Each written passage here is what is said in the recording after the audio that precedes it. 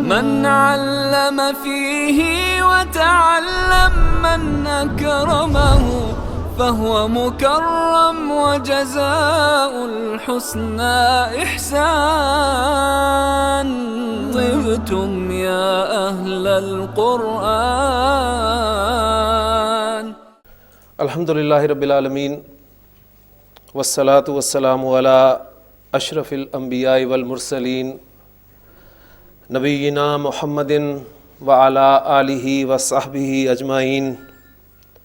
اما بعد فاعوذ باللہ من الشیطان الرجیم. بسم اللہ الرحمن الرحیم. وَلَقَدْ يَسَّرْنَا الْقُرْآنَ لِلذِّكْرِ فَهَلْ مِن مُدَّكِرٍ. صدق اللہ العظیم. رب اشرح لی صدری ویسر لی امری واحلل عقدۃ من لسانی یفقہوا قولی. آمین یا رب العالمین. عزیز طلبہ و طالبات،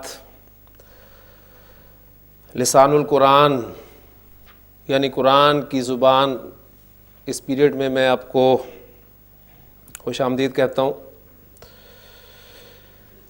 میں نے آپ کے سامنے سورۃ القمر کی ایک آیت تلاوت کی ہے، اور یہ آیت سورۃ القمر میں اللہ تعالیٰ نے 4 مرتبہ دہرائی ہے. اس آیت کا ترجمہ کیا ہے یقیناً آپ سب کے علم میں پہلے سے ہوگا، لیکن ہم ذرا اس ترجمے کو دہرا لیتے ہیں کہ اللہ تعالیٰ نے اس آیت میں ارشاد فرمایا ہے کہ یقیناً ہم نے اس قرآن کو آسان کر دیا ہے نصیحت حاصل کرنے کے لیے. تو کیا کوئی نصیحت قبول کرنے والا ہے؟ یہ میں نے ایک ترجمہ کیا ہے، اس کا ذکر کا ترجمہ میں نے نصیحت کے حوالے سے کیا ہے، اور ذکر کے ایک معنی ہمیں ملتے ہیں یاد کرنا. اگر اس معنی کے اعتبار سے اس کا ترجمہ کیا جائے تو ترجمہ کچھ یوں بنے گا کہ اللہ تعالیٰ فرما رہے ہیں کہ یقیناً ہم نے اس قرآن کو یاد کرنے کے لیے آسان کر دیا ہے، تو کیا کوئی ہے یاد کرنے والا؟ قرآن مجید یاد کرنے کے لیے بہت آسان ہے، اس لیے کہ اللہ تعالیٰ فرما رہے ہیں، اور اس بات کا ثبوت موجود ہے. آپ دیکھیں گے کہ ایک چھوٹے سے بچے سے لے کر ایک بوڑھے کافی عمر کے شخص کو یہ قرآن جو ہے یہ زبانی یاد ہے. دنیا کی کوئی کتاب ایسی نہیں ہے جس کو حرف بہ حرف یاد کیا جا سکے. لہٰذا اللہ تعالیٰ کا جو یہ فرمان ہے کہ یقیناً ہم نے اس قرآن کو یاد کرنے کے لیے آسان کر دیا ہے، تو یہ بالکل برحق ہے. اب میں دوسرے معنی کے حوالے سے ذرا آپ کے سامنے بات کرنا چاہوں گا کہ جس کا ترجمہ ہم نے کیا ہے کہ اور یقیناً ہم نے اس قرآن کو آسان کر دیا ہے نصیحت حاصل کرنے کے لیے. تو کیا کوئی نصیحت قبول کرنے والا ہے؟ قرآن مجید نصیحت حاصل کرنے کے لیے بھی بہت آسان ہے، لیکن قرآن مجید نصیحت حاصل کرنے کے لیے اسی وقت آسان ہوگا جب اس کی زبان بھی آسان ہوگی. جبکہ ہم جانتے ہیں کہ قرآن مجید کو ماننے والے اکثر لوگوں کی زبان جو ہے وہ قرآن کی زبان نہیں ہے، اور یہ انڈرسٹوڈ ہے کہ قرآن مجید کی زبان جو ہے وہ عربی ہے. تو آپ سب جانتے ہیں کہ اس دنیا میں جو مسلمان پائے جاتے ہیں ان میں سے اکثر مسلمانوں کی زبان عربی نہیں ہے، لیکن اللہ تعالیٰ فرما رہے ہیں کہ ہم نے قرآن کو آسان کر دیا ہے نصیحت حاصل کرنے کے لیے، اور یہ بات اسی صورت میں صحیح ہو سکتی ہے جبکہ اس کی زبان بھی آسان ہو.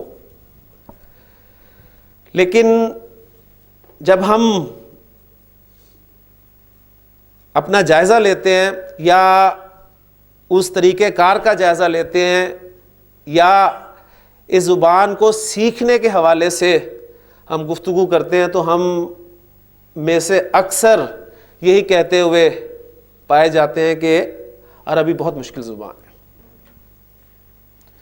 لیکن یقین مانیے عربی بہت آسان زبان ہے۔ اب اسے مشکل کیوں بنایا گیا یا یہ مشکل کیسے لگتی ہے، ان سب باتوں کو انشاءاللہ تعالی ہم یہاں پر جاننے کی کوشش کریں گے۔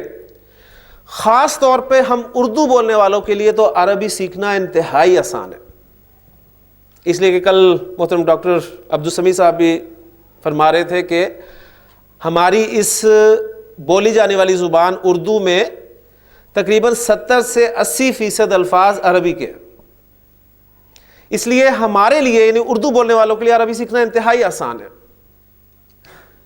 بس ایک زبان سے جب لفظ دوسری زبان میں جاتے ہیں تو ان الفاظ میں جو تغیر پیدا ہوتا ہے، جو تبدیلیاں پیدا ہوتی ہیں، اگر ہم ان تبدیلیوں کو سمجھ لیں تو یقین مانیے آپ کے لیے عربی بہت آسان ہو جائے گی۔ اور انشاءاللہ تعالی میں آپ کو کوشش کروں گا کہ یہاں پر یہ جو عربی ہے، قرآن کی زبان ہے، یہ اردو میں سکھاؤں، اس لیے کہ مجھے انگریزی بھی اسی وقت سمجھ میں آتی ہے جب اسے اردو میں بولا جائے۔ تو انشاءاللہ تعالی ہم یہاں پر عربی سیکھیں گے اور اس زبان یعنی اپنی بولی جانے والی زبان اردو کی مدد لیں گے، اور اس کلاس میں ہم جو طریقہ کار اختیار کریں گے وہ زبان سیکھنے کے حوالے سے جو مختلف طریقے ہیں ان میں سے ایک طریقہ جو ہم اختیار کریں گے وہ یہ ہوگا کہ زبان کی مدد سے، اور ہماری سیکھی ہوئی زبان اردو ہماری اپنی زبان ہے، اور ہمارا کہنا ہے کہ ہمیں بچپن سے پڑھ رہے ہیں تو اب تک انگریزی بھی آ گئی ہے، تو ان دونوں زبانوں کو استعمال کرتے ہوئے ہم انشاءاللہ تعالی عربی زبان کے قواعد سیکھیں گے، اور انشاءاللہ تعالی وہ جو کل ڈاکٹر صاحب گفتگو کر رہے تھے آپ کے ساتھ صرف اور نحو کی، ان مشکل ٹرمینالوجی کو ایک طرف کرتے ہوئے میں انشاءاللہ تعالی آپ کو آسان طریقے سے عربی سکھانے کی انشاءاللہ کوشش کروں گا۔ آپ اس کلاس سے کس طرح زیادہ سے زیادہ فائدہ اٹھا سکتے ہیں اس کے لیے چند گزارشات میں آپ کے سامنے رکھنا چاہوں گا، پھر اس کے بعد انشاءاللہ تعالی ہم باقاعدہ اپنے سبق کا آغاز کرتے ہیں۔ سب سے پہلی بات تو آپ کے ذہن میں یہ ہونی چاہیے کہ یہ جو آپ کے کورس ڈیزائن کیا گیا ہے پورا یہ 4 ماہ کا، اس میں عربی کے حوالے سے جو ہیڈنگ میں پڑھ رہا تھا وہ یہ تھا کہ عربی گرامر برائے قرآن فہمی۔ تو اسکوپ ہمارا عربی سیکھ کر قرآن کو سمجھنا ہے، ہمارا مقصد قطعی یہ نہیں ہے کہ ہم نے عربی سیکھ کے تو اس کے بعد عربی بولنی ہے اور ہم نے معاش کے لیے یا تعلیم کے لیے یا اور کسی سلسلے میں کسی عرب ملک میں جانا ہے اور ہم اس کلاس میں اس لیے شرکت کر رہے ہیں۔ تو پہلی بات تو یہ آپ اچھی طرح ذہن میں بٹھا لیں کہ اس کلاس میں آپ کو قرآن سمجھنے کے لیے ضروری عربی سکھائی جائے گی۔ اب کیا کام آپ کریں گے جس سے آپ اس سے بھرپور فائدہ اٹھا سکتے ہیں، وہ چند باتیں اگر ہم نوٹ کر لیں تو انشاءاللہ تعالی بہت فائدہ ہوگا آپ کو۔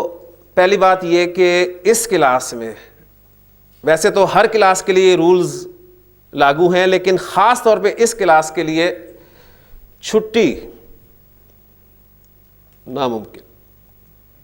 ایک چھٹی تو بہت دور کی بات ہے، اگر آپ 5-10 منٹ بھی لیٹ ہو گئے تو آپ سمجھ نہیں پائیں گے کہ کیا بات ہو رہی ہے، کیونکہ بڑی خوبصورت زبان ہے، بڑی لنکڈ لینگویج ہے، تمام لنکس آپ کے اگر پورے ہیں تو انشاءاللہ تعالی یہ زبان آپ کو ایسے سمجھ میں آئے گی۔ اگر آپ کا ایک بھی لنک مس ہے یا کلیئر نہیں ہے آپ کو پرابلم پیش آئے گی، اس پرابلم کی وجہ سے جو مشکل آپ کو پیش آ رہی ہے اس سے بددلی آپ کے اندر پیدا ہوگی اور آپ یہی رزلٹ لے کے نکلیں گے کہ واقعی عربی بہت مشکل زبان۔ تو ریگولیرٹی، پنکچویلٹی، اور پھر جو آپ کو یہاں پر بک دی جائے گی اس بک کے حوالے سے ایک اہم بات، عام طور پہ کلاسز میں یہ کہا جاتا ہے کہ جی یہ ہم نے پڑھ لیا، اب اگلا سبق جو ہے عام طور پہ اسٹوڈنٹس کی بھی عادت ہوتی ہے کہ اگلا سبق پڑھ کر آتے ہیں، تو آپ کو قطعاً اگلا سبق پڑھنے کی اجازت نہیں ہوگی. آپ صرف وہی پڑھیں گے اس کتاب میں سے جو آپ نے یہاں پر پڑھ لیا ہے, اس کو آپ اس کتاب سے دیکھ سکتے ہیں. یہ آپ کو میں ٹپس دے رہا ہوں اس کلاس سے بھرپور فائدہ اٹھانے کے لیے. تو اگر آپ اس میں سے کچھ مس کریں گے تو آپ اس سے یقیناً پھر بھی فائدہ اٹھائیں گے, لیکن وہ جو بھرپور کا لفظ میں نے استعمال کیا ہے وہ مس کر بیٹھیں گے. اور پھر سب سے اہم بات وہ یہ ہے کہ ماشاءاللہ آپ سب پڑھے لکھے لوگ ہیں اور آپ بہت کچھ جانتے ہیں, لیکن یہاں آپ بیٹھیں گے ایک طالب علم کی حیثیت سے. آپ کو جو کچھ معلوم ہے آپ یہ سمجھ کر بیٹھیں گے کہ آپ کو کچھ نہیں معلوم. اپنے ذہن کو بالکل صاف کر کے آپ کے جو بھی کانسیپٹس بنے ہوئے ہیں عربی رولز کے حوالے سے, ان کو آپ نے پہلے بالکل صاف کرنا ہے. پھر میں آپ کو جو سمجھانے کی کوشش کروں گا انشاءاللہ تعالیٰ آپ کو وہ سمجھ میں آئے گا. اور آپ کے ذہن میں جو سوالات پیدا ہو رہے ہوں گے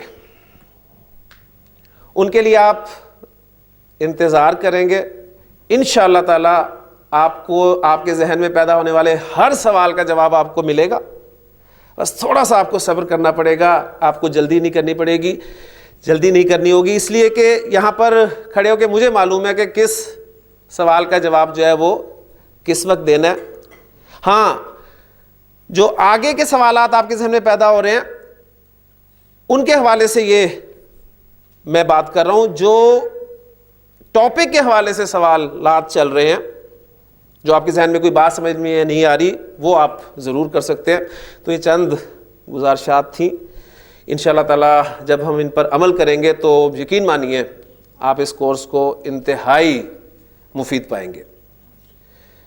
اب ہم اللہ تعالیٰ سے دعا کرتے ہیں کہ اللہ تعالیٰ ہمارے لیے اس کورس کو آسان کرے, اسے مشکل نہ بنائے اور اسے خیریت کے ساتھ مکمل کرے. لہٰذا آپ کی جو کتاب ہے لسان القرآن کے نام سے, اس میں بھی وہ دعا لکھی ہوئی ہے, تو انشاءاللہ تعالیٰ وہ دعا وہاں سے یاد کریں گے. میں دعا آپ کے سامنے پڑھ دیتا ہوں کہ ربی یسر, اے میرے رب آسانی فرما, ولا تعسر, اور مشکل نہ فرما, وتمم بالخیر, اور خیر کے ساتھ خیریت کے ساتھ مکمل فرما. اس دعا کو انشاءاللہ تعالیٰ ہم روز پہلے آ کر پڑھا کریں گے, اور میری خواہش یہ ہوگی کہ آپ میں سے جو کوئی ایک اسٹوڈنٹ ہے وہ مطلب ڈیلی چینج ہو اور مختلف اسٹوڈنٹس جو ہیں اس دعا کو پڑھیں, تاکہ دعا بھی ہمیں یاد ہو جائے. اور انشاءاللہ تعالیٰ آپ دیکھیں اس دعا کی برکتیں آپ کے لیے آسانی ہو جائے گی, کیونکہ آسانی اور مشکل یہ سب اللہ کی طرف سے ہی ہیں. اور قرآن مجید کی وہ آیت بھی آپ کے ذہن میں ہے کہ انا مع العسر یسرا, یقیناً تنگی کے ساتھ آسانی ہے. تو کبھی آپ کے لیے بہت آسانی ہوگی یہاں پر آنے کی, یہاں پر بیٹھنے کی, یہاں پر سمجھنے کی, اور کبھی کبھی آپ کے لیے یہاں پر آنا بہت مشکل ہوگا اور یہاں پر کوئی بات سمجھ نہیں آئے گی. تو یہ ساتھ ساتھ چلے گا, لیکن اس کے لیے طریقہ کار کیا ہے کہ ہم نے اللہ کی طرف رجوع کرنا ہے, اللہ سے مدد مانگنی ہے کہ ربی یسر ولا تعسر وتمم بالخیر. تو اب دعا کے ساتھ ہم باقاعدہ اپنے اس کورس کا آغاز کرتے ہیں. عربی زبان, جیسے میں نے آپ کو کہا کہ ہم اردو بولنے والوں کے لیے بہت آسان ہے, تو بہت ساری باتیں پہلے سے آپ کے علم میں ہیں, وہ ہم پہلے چند باتیں یہاں پر اکٹھی کریں گے, پھر اس میں آہستہ آہستہ تدریجاً جو ہے اضافہ کرتے چلیں گے, اور انشاءاللہ تعالیٰ اپنے کورس کو آسان کرتے چلیں گے. تو عربی زبان میں بنیادی حیثیت حروف الہجا کو حاصل ہے. حروف الہجا جنہیں آپ اردو میں حروف تہجی اور انگریزی میں الفابیٹ کے نام سے جانتے ہیں. ٹھیک, اب ظاہر بات ہے ہر زبان میں کچھ لیٹرز ہوتے ہیں جن کی وجہ سے, جن کی مدد سے الفاظ جو ہیں وہ بنتے ہیں. تو عربی میں انہیں حروف الہجا کہتے ہیں. تو وہ حروف الہجا میں آپ کے سامنے بورڈ پر لکھ رہا ہوں, اور پھر میں آپ میں سے کسی سے درخواست کروں گا کہ وہ ان حروف کو پڑھ کر سنائے.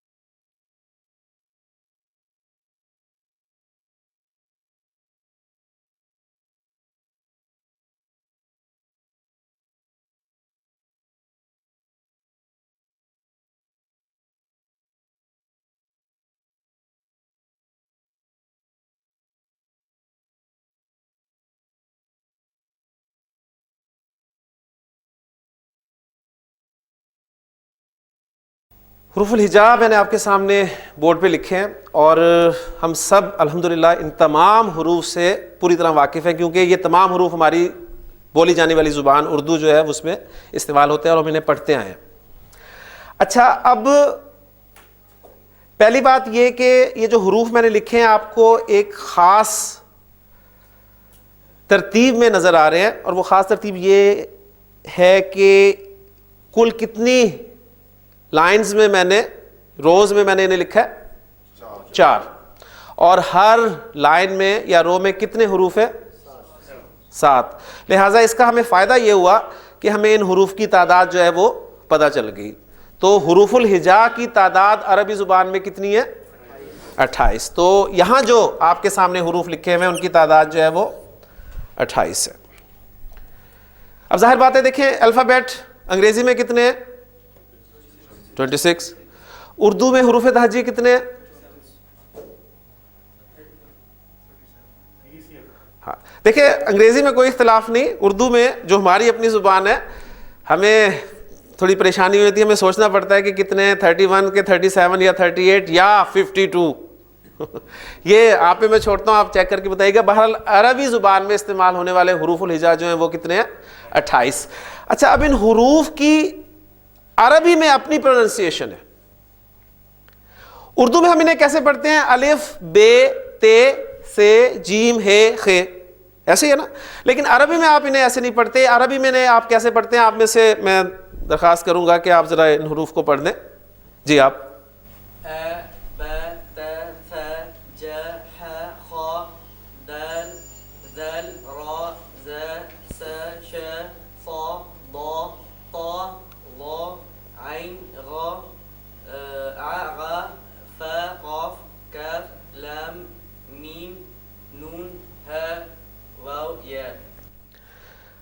ہاں جی، آپ میں سے کسی کو ان کے پڑھنے سے اختلاف ہو؟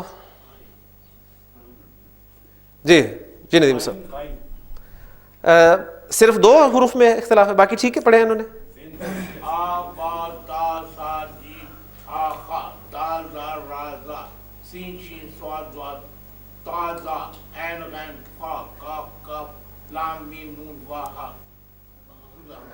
اور کوئی؟ ابھی بھی اختلاف کی گنجائش ہے۔ جی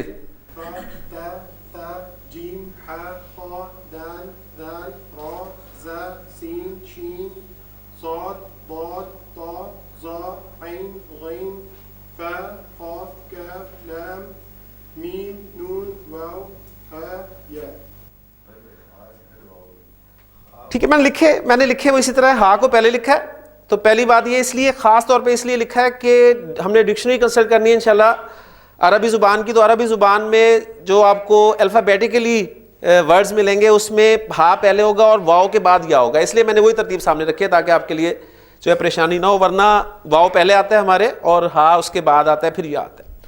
ہاں جی، یہ جو ہے سامنے ان کی پروننسیشن ہے یہ بالکل ٹھیک آئی ہے۔ اب میں سب کے لیے ایک آسان سا اصول بتا دیتا ہوں، اس اصول کو آپ اگر سامنے رکھیں گے تو آپ میں سے سب ان حروف کو صحیح پروناؤنس کریں گے انشاءاللہ تعالی۔ اصول یہ ہے ردیم صاحب کہ ان حروف کو اردو میں ہم جو پڑھتے ہیں تو اردو پڑھنے میں ہمارے وہ حروف جو اے ساؤنڈ پر ختم ہو رہے ہیں، اے، کون کون سے حروف اے ساؤنڈ پر ختم ہو رہے ہیں؟ ذرا پہلی لائن میں دیکھیں، الف بے تے سے جیم ہے خے، ٹھیک؟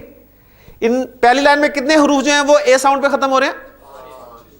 5، ایک الف نہیں ختم ہو رہا اور ایک جیم نہیں ختم ہو رہا، لہذا جو حروف اردو پڑھنے میں اے ساؤنڈ پر ختم ہوں گے آپ نے ان حروف کو عربی میں آ ساؤنڈ کے ساتھ پڑھنا ہے، سمپل سا رول،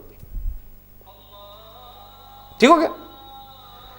اردو پڑھنے میں جو حروف آپ کے اے ساؤنڈ پر ختم ہو رہے ہیں ان حروف کو آپ نے آ ساؤنڈ کے ساتھ پڑھنا ہے، لہذا الف ناٹ آ، الف با بے با تے تا سے سا جیم ہے ہا خے خا دال ذال رے را زے زا سین شین صاد واد توئے طا زوئے زا عین غین فے فا قاف کاف لام میم نون ہے ہا واو یہ یا. کلیئر ہو گیا جی؟ تو اب آپ کے لیے ساری زندگی کا مسئلہ حل ہو گیا. اب آپ کو پریشانی نہیں ہوگی کہ جی کون سے حرف کو کیسے پڑھنا ہے، ورنہ یاد رکھنا ہمارے لیے بڑا مشکل ہو جاتا ہے. یہ ہم نے اس لیے نہیں پڑھا ہے کہ اب جب ہم الفاظ بنائیں گے تو ان الفاظ میں جو حروف استعمال ہوں گے ان حروف کو ہم نے اسی طرح پروناؤنس کرنا ہے. اب ہم عربی لفظ میں جب بے آئے گا تو ہم اسے بے نہیں بولیں گے بلکہ کیا بولیں گے؟ با.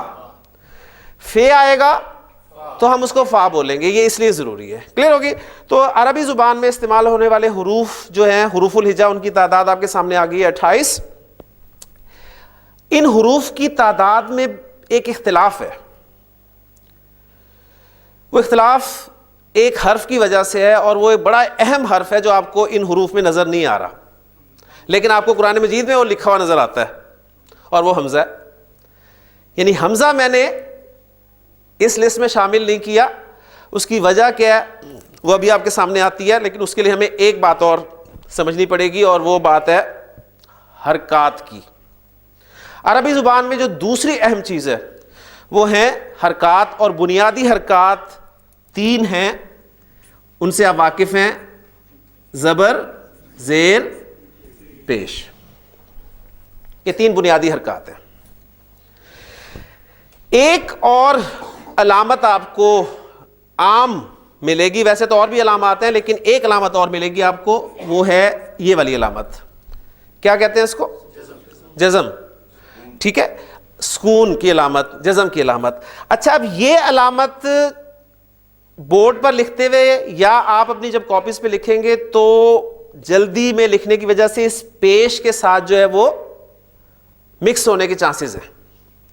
لہٰذا ہم اپنے اس کلاس اس علامت سکون کے لیے جو سمبل یوز کریں گے وہ یہ نہیں ہوگا بلکہ یہ ہوگا. ٹھیک، اس کے لیے ایک دائرہ بھی عام طور پہ استعمال کیا جاتا ہے. مختلف علامات ہیں لیکن ہم اس کے لیے اپنی اس کلاس میں اس کو یوز کریں گے. تو زیر زبر پیش اور یہ علامت سکون. اب حمزہ اس میں شامل کیوں نہیں ہے وہ میں آپ کو بتا دوں کہ ہمارے کچھ بزرگ کہتے ہیں کہ الف اور حمزہ دراصل ایک ہی حرف ہے. الف اور حمزہ میں کوئی فرق نہیں ہے. کچھ کہتے ہیں کہ نہیں جی، الف ایک الگ سے حرف ہے اور حمزہ الگ سے حرف ہے. جو تو الف اور حمزہ کو الگ حروف مانتے ہیں ان کے نزدیک پھر تعداد جو ہے حروف الہجا کی وہ 29 ہو جائے گی. جو کہتے ہیں کہ الف اور حمزہ ایک ہی حرف ہیں ان کے نزدیک تعداد جو ہے وہ 28 رہے گی. تو الف اور حمزہ میں فرق کیا ہے؟ وہ جو یہ کرتے ہیں کہ وہ 2 حروف ایک ہی ہیں لیکن پھر فرق کیا ہے؟ وہ کہتے ہیں کہ الف جو ہے وہ بغیر کسی حرکت یا علامت سکون کے ہے، لیکن اگر الف پر کوئی علامت آ جائے، زبر آ جائے، زیر آ جائے، پیش آ جائے یا علامت سکون آ جائے تو اب آپ اس کو الف نہیں کہیں گے بلکہ حمزہ کہیں گے. تو آج آپ کو جو دوسری چیز پتہ چلی ہے، انشاءاللہ آپ اس کے ساتھ میں بہت کچھ سیکھیں گے، انشاءاللہ بہت کچھ سیکھیں گے. تو ایک تو آپ کو دیکھیں وہ اے آ کلیئر ہو گیا الحمدللہ. دوسری آپ کو پتہ چلنے لگی ہے بات الف اور حمزہ کا فرق. اب آپ اس آیت کو سامنے رکھیں جو نبی کریم صلی اللہ علیہ وسلم پر پہلی وحی نازل ہوئی، اقرا بسم ربک الذی خلق. تو پہلا لفظ تھا اقرا. اب اس بات کو سامنے رکھتے ہوئے میری آپ سے درخواست ہے کہ آپ مجھے بتائیں کہ اس لفظ میں الف کہاں ہے؟ اقرا میں اس لفظ میں الف ہے؟ یہ پہلا کیا ہے؟ حمزہ. میں اسے حمزہ کیوں کہہ رہا ہوں؟ اس لیے کہ اس الف پر حرکت آ گئی. اور جو آخر میں الف آ رہا ہے اسے میں حمزہ کہہ رہا ہوں. کیوں؟ اس لیے کہ اس پر علامت سکون آ گئی. لہٰذا اس لفظ میں کوئی الف نہیں ہے, دونوں جگہ پر جو آپ کو الف نظر آ رہا ہے وہ اصل میں حمزہ ہے. لیکن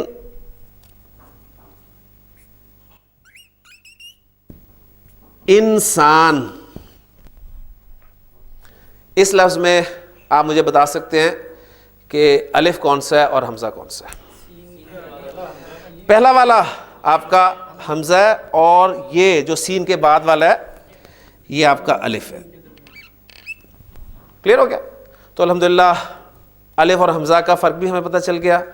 جب بھی آپ قرآن مجید میں کسی الف پر کوئی حرکت دیکھ لیں یا علامت سکون دیکھ لیں تو آپ اسے اب الف نہیں کہیں گے بلکہ حمزہ کہیں گے, اور بغیر کسی حرکت اور علامت سکون کے وہ الف جو ہے وہ واقعی الف کہلائے گا. تو دو باتیں الحمدللہ ہمارے سامنے آ گئیں.